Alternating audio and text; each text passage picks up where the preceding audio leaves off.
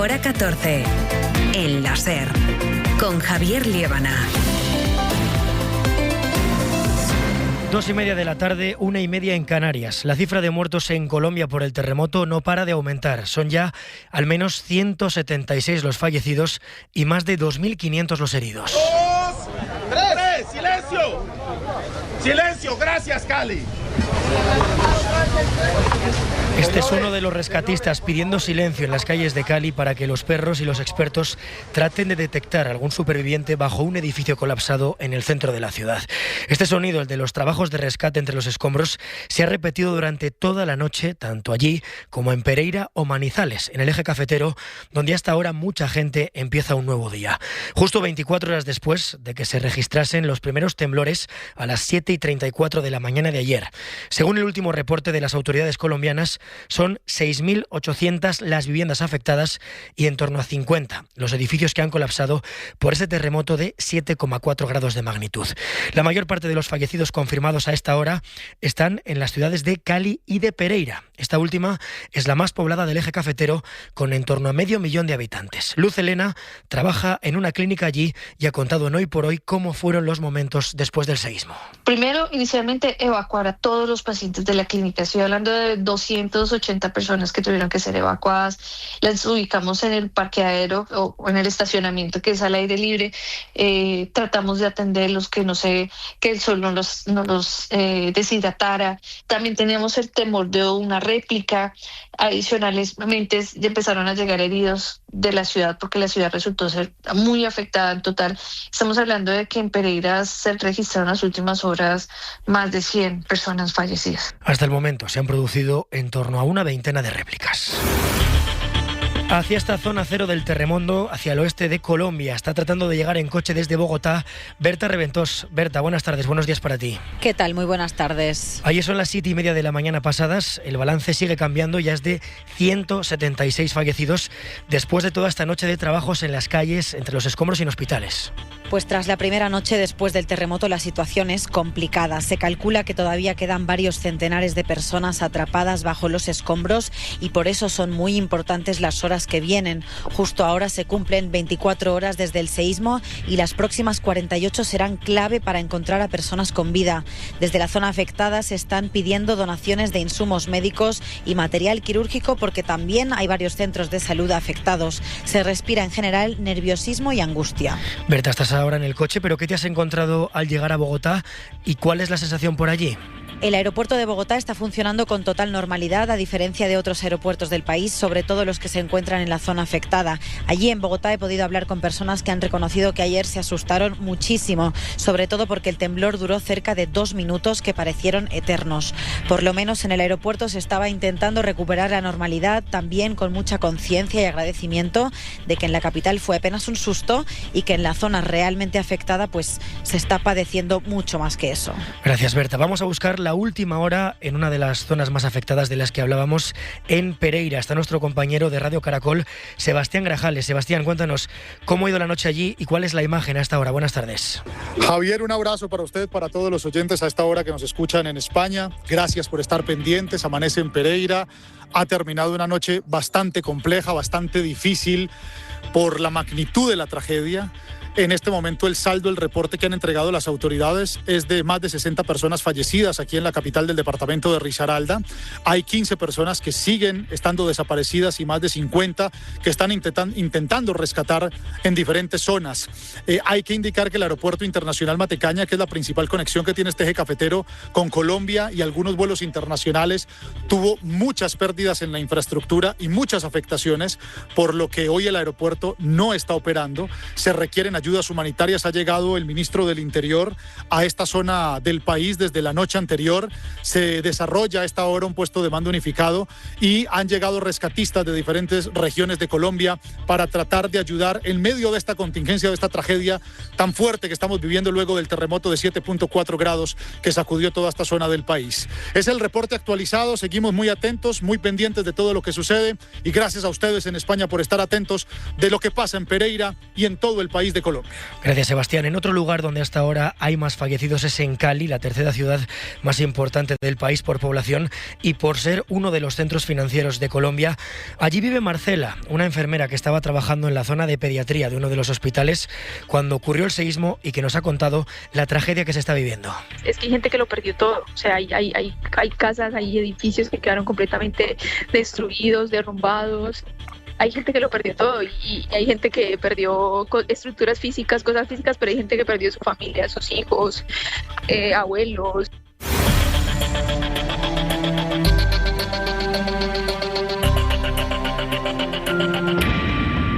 Si a lo largo de este informativo consiguiésemos algún testimonio más, volveríamos a alguna de estas zonas, pero Sara Aranda, buenas tardes. Buenas tardes. La solidaridad la estamos viendo desde ayer en prácticamente toda Latinoamérica, desde Venezuela, donde siguen buscando a los desaparecidos tras el terremoto del pasado junio, que ha dejado allí al menos 6.000 muertos, hasta Argentina, pasando por México, también Estados Unidos o la Unión Europea, que también han comprometido su ayuda. Sí, los 27 han movilizado el servicio de satélites Copernicus para apoyar en las operaciones de rescate y socorro. Además, desde la Unión Europea están proporcionando ayuda consular y fondos para respaldar la respuesta a este terremoto. Estados Unidos avanzaba ayer una ayuda de $15,5 millones destinados a refugios de emergencia, alimentos, protección y para evaluar también los daños. Oleada de solidaridad entre los países vecinos de Colombia. Ecuador ha puesto a disposición medio centenar de rescatistas con perros especializados y desde Venezuela ofrecen también grupos especializados en rescate y ayuda humanitaria, pese a que ellos mismos no se han recuperado del todo de ese terremoto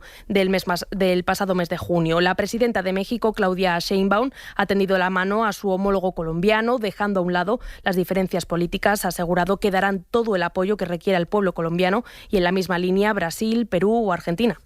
Por el momento, Sara, no constan víctimas españolas, aunque el ministro de Exteriores, José Manuel Álvarez, ha informado esta mañana de que hay 164 españoles con los que no han podido contactar todavía. Eso es, sí, el ministro Álvarez ha mostrado su solidaridad con el pueblo colombiano y ha actualizado la cifra de españoles afectados. No tenemos en estos momentos constancia de ningún español ni fallecido ni herido, ninguna víctima en el terremoto en Colombia. No hay víctimas mortales, ni fallecidos ni heridos por el momento, pero sí esos 164 españoles que aún no han conseguido localizar. Ante esta cifra, Álvarez hace un llamamiento a españoles y familiares de españoles que sepan que están en Colombia para ponerse en contacto con la embajada y el consulado para actualizar esas cifras. Así que, Javier, vamos a recordar cuál es ese teléfono de emergencia consular, el prefijo +57 316 473 32 16. Pues ese es el teléfono. Sara, gracias. Gracias a ti. Estas palabras del ministro Álvarez han sido desde Ceuta, donde se ha reunido esta mañana con el presidente de la ciudad autónoma, con Juan Jesús Vivas. Desde allí, Álvarez ha mandado un mensaje a los que ha llamado la internacional reaccionaria, es decir, a todos los que están criticando a España por su política migratoria, y también ha vuelto a alabar a Marruecos. Nicolás Castellano, buenas tardes. El gobierno sí sigue evitando cualquier reproche o señalamiento a Marruecos. Álvarez insiste hoy en que la colaboración con el país vecino sigue siendo ejemplar, que no se ha visto afectada por el 30J y que seguirán aceptando el retorno de adultos y de menores. Pero Álvarez ha elevado el tono contra los mandatarios europeos e internacionales que señalan a España por sus políticas migratorias, aprovechando lo sucedido en Ceuta. Frente a la confrontación y la desinformación de algunos, muy especialmente de la internacional reaccionaria, incluidas sus terminales en Europa y en España, que se han coordinado no para resolver la situación, sino para explotarla en provecho propio partidista e ideológico.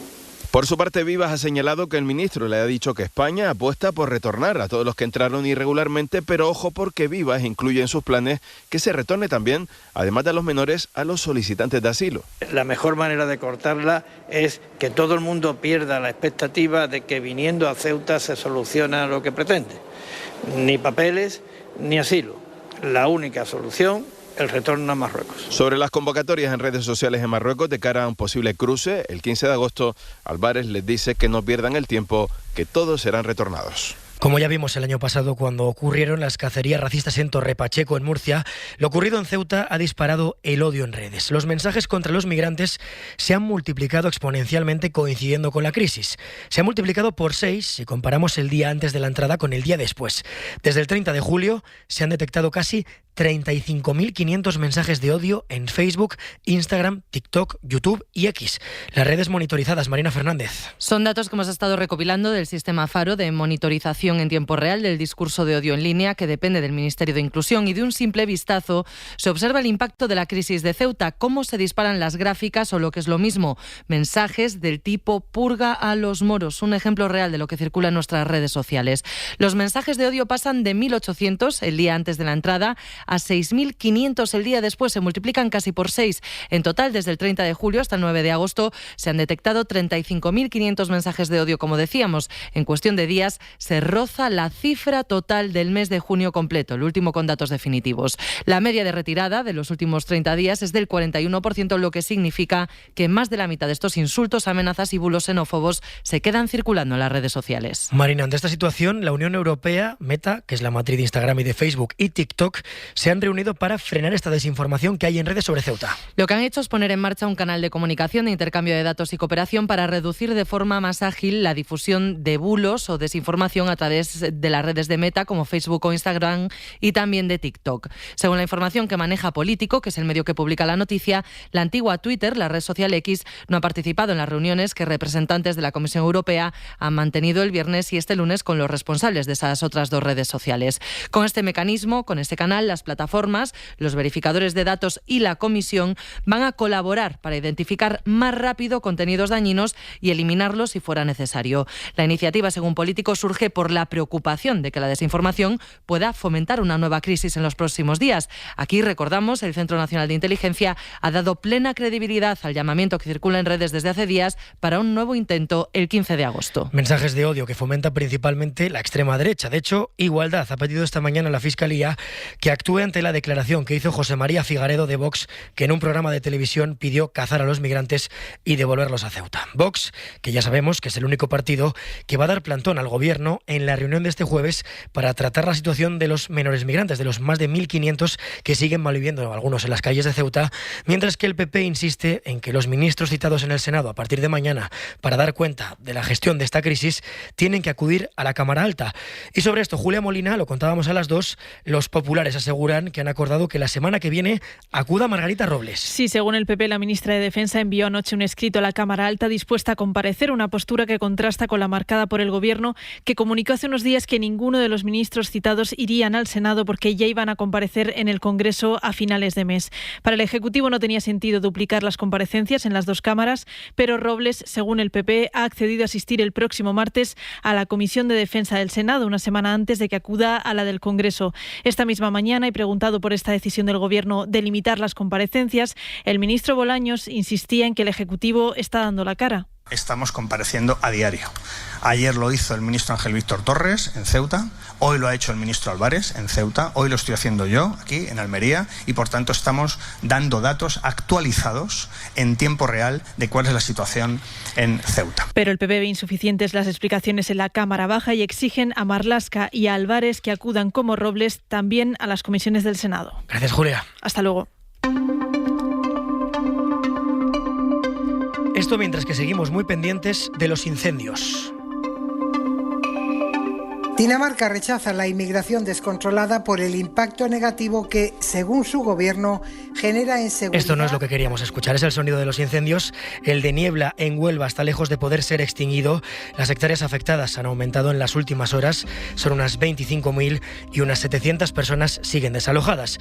Se ha conseguido evitar que las llamas pasen a Sevilla y la buena noticia está en la previsión meteorológica porque se espera que el tiempo pueda ayudar en las próximas horas. Huelva, Sara Castro. Por primera vez se abre una ventana de oportunidad en el incendio de Niebla debido a un cambio de viento que podría favorecer las labores de extinción. El fuego supera ya las 25.000 hectáreas recorridas y los trabajos nocturnos han permitido cerrar el frente oeste. Antonio Sanz, consejero de Emergencias. El cambio de patrón es un viento del este que nos podría minimizar y permitir actuar, francamente, esperemos con aprovechamiento máximo. Por otro lado, la investigación sobre el origen del fuego comienza y, según el delegado del Gobierno en funciones, Francisco Toscano, todas las hipótesis permanecen abiertas. Evidentemente la investigación sigue avanzando, no obstante está aún en una fase muy incipiente y creo que es prudente, y más en las circunstancias que nos encontramos, que no aventuremos ninguna hipótesis. Mientras tanto, las 681 personas continúan desalojadas ante el elevado riesgo. El otro fuego que más preocupa es el que se produjo ayer en Huesca, en las Peñas de Riglos. Este ha calcinado ya más de 4.000 hectáreas y ha obligado a evacuar a 8 poblaciones. Afecta a una gran masa forestal. Bea Visido, buenas tardes. Buenas tardes. El incendio en las Peñas de Riglos, en la provincia de Huesca, avanza sin control y a su paso ya ha calcinado más de 4.000 hectáreas. Ya hay 8 pueblos de la zona evacuados. Los más de 400 efectivos terrestres y aéreos luchan contra un fuego voraz en un terreno muy complicado. A ellos se suman agricultores de la zona. La imagen, dice uno de los vecinos que trabaja en la extinción, Alberto Gil, es desoladora.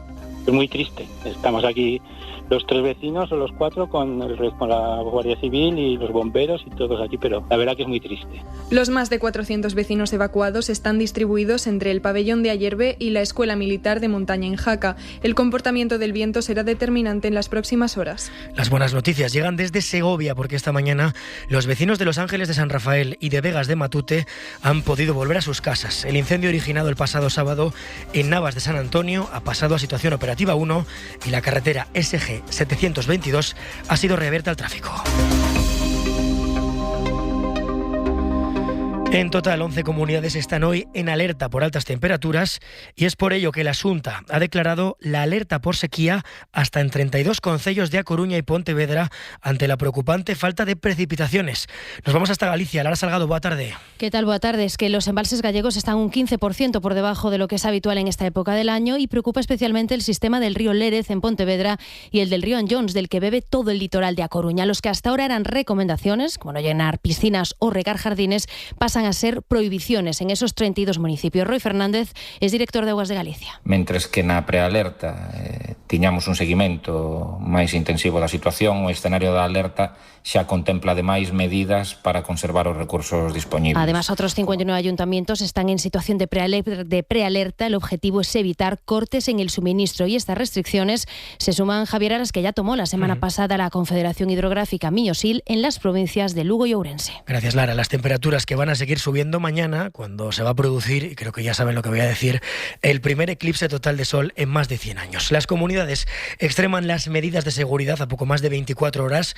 Recordemos que se esperan más de 2 millones de desplazamientos y en todas las comunidades en las que se va a ver al 100% se ha activado el nivel 2 de preemergencia. Con la directora de Protección Civil ha hablado Laura Gutiérrez. Los planes están listos, 6 comunidades en fase 2 de preemergencia y el puesto de mando unificado de Protección Civil monitoriza desde ayer todos los puntos de observación y aquellos que se han excluido por su peligrosidad. Mañana el mundo nos va a mirar porque es el sitio donde mejor se va a poder observar este eclipse en su totalidad, pero lógicamente eso conlleva algunos riesgos. Es Virginia Barcones, la directora general de Protección Civil, que reconoce que lo más preocupante es la alta movilidad que se espera en cuestión de horas y el riesgo elevado de incendios forestales. Por eso la importancia de seguir al pie de la letra todas las recomendaciones. Y es fundamental la colaboración de la ciudadanía, porque es verdad que no se puede poner puertas al campo, pero sí que hay normas estrictas excluyendo los lugares a los que no se debe de acudir por el riesgo que se puede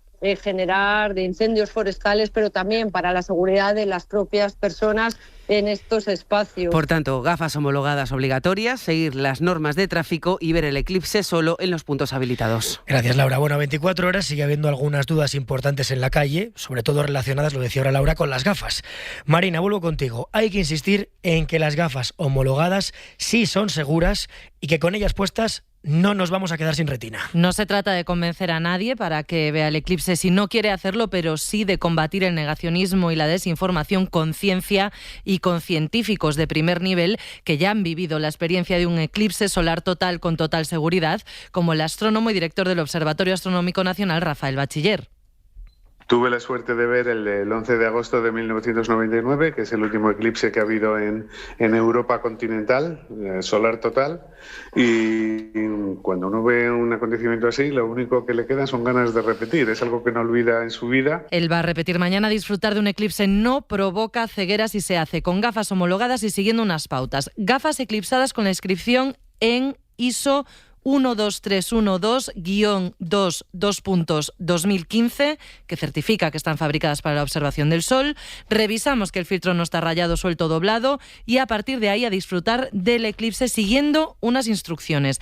Nos ponemos las gafas siempre antes de mirar al sol y luego lo observamos haciendo pausas, nunca durante más de 3 minutos seguidos. Vamos haciendo pausas, miramos hacia abajo, y si nos queremos quitar las gafas hay que retirar antes la vista del sol. Durante la totalidad del eclipse es seguro mirarlo sin gafas, pero se trata apenas de segundos, así que esperamos con las gafas puestas a que llegue la totalidad, un momento en el que no veremos nada con las gafas, nos las quitamos, observamos el espectáculo durante unos segundos nada más y nos ponemos de nuevo las gafas para evitar que el sol vuelva a salir de detrás de la luna y nos pille con la vista desprotegida. Gracias, Marina.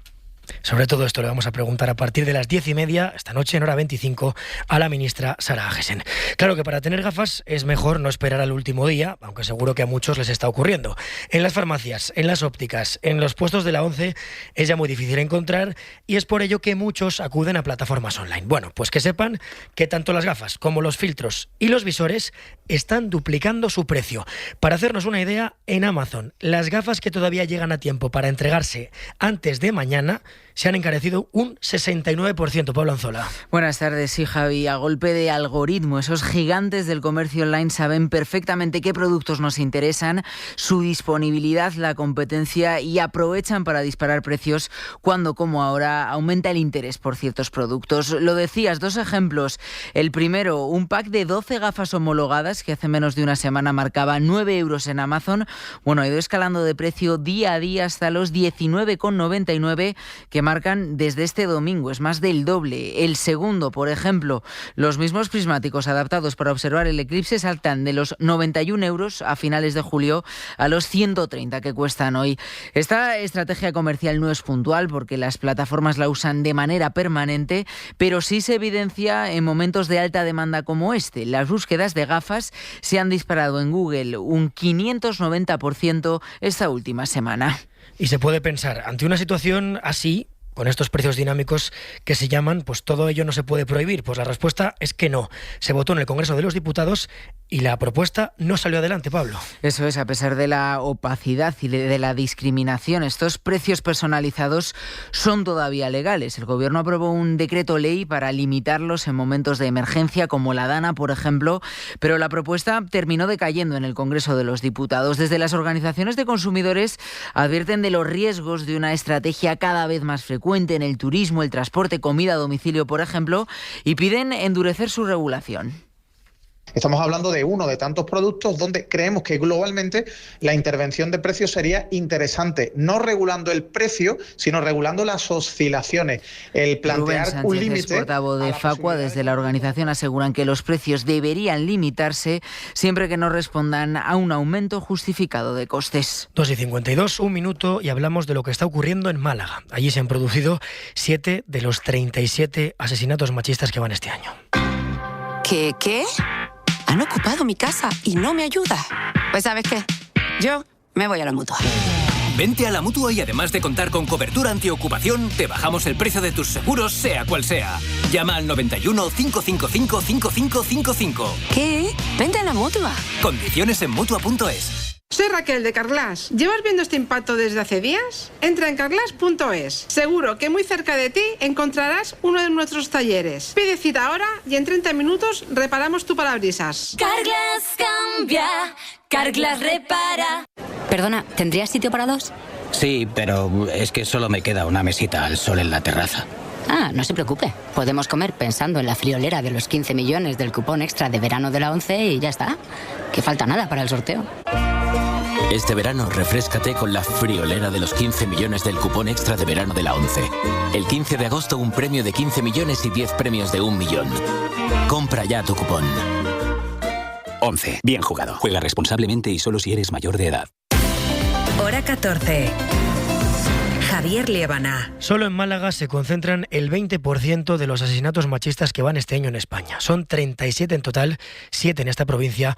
La última, una mujer trans de 36 años que fue asesinada ayer en San Pedro de Alcántara. Su pareja está detenido. Ser Málaga, Jesús Sánchez. La víctima, una mujer trans de 35 años, asesinada a cuchilladas en esta vivienda de San Pedro de Alcántara. El presunto autor del crimen, su pareja de 58 años, habría confesado primero ante un vecino, luego ante la policía el crimen. Según la investigación, las discusiones entre la pareja eran frecuentes. El acusado está detenido, pasará mañana previsiblemente a disposición judicial y el caso se produce en un momento especialmente negro en la provincia de Málaga, que acumula ya 7 crímenes machistas este año. Especialmente sangriento ha sido julio. Victoria, de 33 años, Patricia, de 31, su madre María Luisa, de 61 años, Susana, de 46, María, de 29 y Melinda, de 45 años. Desde el Consejo Andaluz de Participación de las Mujeres, su vocal, Andrea Barbota, tiene claro los motivos de esta cifra disparatada de asesinatos. Pero la falta de recursos, la falta de formación de jueces y fiscales que no ven el peligro donde lo hay, también. Y es que en Málaga, a estas alturas, ya se ha superado la cifra total de víctimas mortales del maltrato de todo 2025. Contando este último del que hablábamos, en total 11 asesinatos machistas se han producido en Andalucía, donde, recordemos, Moreno Bonilla ha pactado que sea Vox el que decida qué mujer es víctima de esta violencia y qué no. Es por ello que el Ministerio de Igualdad pidió esta semana una reunión con Moreno y, de momento, la Junta le ha confirmado al Ministerio que ha recibido el escrito y ha asegurado que tramitarán a la mayor brevedad posible la solicitud de esta audiencia. Y mañana es el Día de la Juventud, una generación que está, podríamos decir, en pausa, atrapada entre los bajos salarios y el precio de la vivienda. Un joven que quiera alquilar una vivienda en solitario tendrá que destinar más del 98% de su salario solo a eso. La capacidad de ahorro desaparece y la opción a compra se convierte en una quimera. Estefanía Salvatierra. Salir de casa de los padres para emprender un proyecto vital cada vez se retrasa más. En 2025, el 45% de los jóvenes entre 25 y 34 años se habían emancipado. Hace 10 años eran el 57%. Y todo a pesar de que el nivel formativo es mayor y el acceso al mercado laboral se haga con más garantías. Mejoras que chocan de frente con el precio de la vivienda. El alquiler medio roza los 1.200 euros. Es prácticamente el 100% del salario de un joven. Javier, ingeniero informático, no cree que pueda independizarse hasta dentro de 5 años, cuando tenga 30. Pues actualmente con lo que estoy ganando yo creo que podría destinar 800, 900 euros, pues por ejemplo a un alquiler. Para vivir me quedarían 400 euros, que es bastante poco. Desde Comisiones Obreras reclaman más medidas enfocadas a la juventud. Pau García. Invertir en el transporte público, topar los alquileres y subir el SMI. Según el Consejo de la Juventud, un joven necesita destinar su salario íntegro durante 5 años para acceder a una hipoteca. De vuelta al exterior, Rusia ha respondido a uno de los mayores ataques ucranianos desde que empezó la invasión, el que hizo ayer, dejando 13 muertos. Hoy, Rusia ha matado al menos 9 personas y ha dejado decenas de heridos en Kiev, Zaporilla y Dnipro. Sara, vuelvo contigo. El presidente ucraniano Volodymyr Zelensky habla de un ataque brutal y denuncia que lo peor se ha vivido en Zaporilla. Allí se han registrado 6 de los 9 muertos. Zelensky denuncia que la ciudad fue atacada con misiles balísticos norcoreanos. Anoche ya anunciaba que Rusia no puede hacer la guerra sin refuerzos de Corea del Norte. Además de los misiles, Rusia ha lanzado más de 120 drones contra Ucrania. En la capital, en Kiev, dejan afectado un hospital infantil. Pese a la ofensiva rusa, las fuerzas ucranianas responden. Han atacado de nuevo una refinería rusa, esta vez en Orsk, a más de 1.500 kilómetros del frente. Zelensky asegura que seguirán con esta campaña de ataques para limitar los ingresos petroleros que Moscú utiliza para financiar la guerra. Y un eclipse puede ser una señal divina, una amenaza o simplemente el momento perfecto para contar una historia. Desde el clásico Viaje cósmico de 2001, una odisea en el espacio, hasta la española Verónica o la animación de Tintín, contamos cómo el cine lleva décadas mirando al cielo cada vez que necesita que ocurra algo extraordinario. Joaquín Bañuls. En el cine, un eclipse puede cambiarlo todo. ¿A qué te refieres? Al cielo, la luz se va apagando. A lo largo de la historia, el sol ha desaparecido en la gran pantalla para anunciar aventuras, tragedias, romances y hasta posesiones demoníacas. Ante los eclipses, la oscuridad reinaba por encima de la luz. Uno de los ejemplos más famosos aparece en 2001, una odisea en el espacio, donde un eclipse da paso al mítico amanecer del hombre.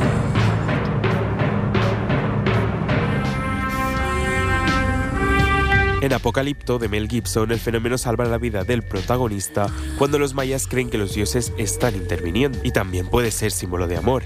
En Lady Halcón, un eclipse permite que dos amantes, separados por una maldición, puedan encontrarse durante unos instantes. He esperado cerca de 2 años para recibir una señal de Dios. No importa el género, cada vez que el sol desaparece en una película, sabemos que estamos a punto de vivir un momento que los personajes nunca olvidarán. Paco, ¿te vas a animar a ver el eclipse? Sí, por supuesto que sí. Yo también. Algo histórico más. Hombre, pues lo que va a eclipsar ahora es ser deportivos. Qué bonito. Qué bonito ha quedado, ¿eh? Sí, nosotros volvemos mañana desde las 2, la 1 en Canarias. Se quedan con Paco. Hasta luego. Hora 14. Suscríbete ya en la app de la SER, en nuestra web o búscanos en tu plataforma de audio favorita.